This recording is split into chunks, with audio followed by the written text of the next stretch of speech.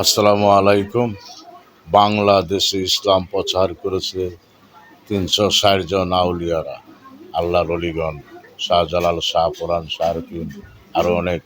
ওদের নাম তো আমি এখন বলতে পারবো না। তারা ইসলাম প্রচার করেছে বাংলাদেশে, আর এখন বাংলাদেশে নতুন পীর গজাচ্ছে এই চরমনা। সে আল্লাহর অলিগণের মান সম্মান সব ধূলিসাৎ করে দিচ্ছে। সে ইসলামের নামে ওই জঙ্গিবাজ আরম্ভ করে দিয়েছে।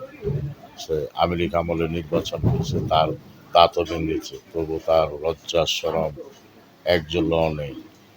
সে ইসলামের দুর্নাম করার জন্য অনেক কিছুই বলছে, জামাতের সাথে হাত মিলিয়েছে। জামাত তো আল্লাহর অলিদের বিরুদ্ধে আজীবনে ঘোষণা করে যাচ্ছে, তাদের সাথে হাত মিলিয়ে এই আল্লাহর অলিগণের দুর্নাম করছে।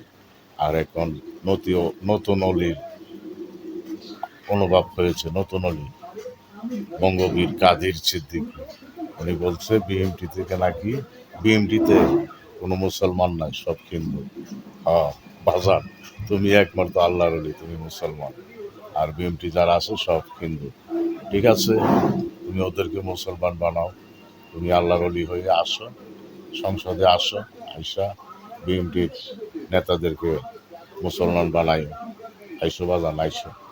আল্লাহর অলি বঙ্গবীর কাদের সিদ্দিকী, আপনার তো মার্কা গামছা মার্কা, আপনার দলের নাম না তো কি?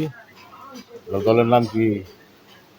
হ্যাঁ, আপনার দলের নাম তো এইটা, ওই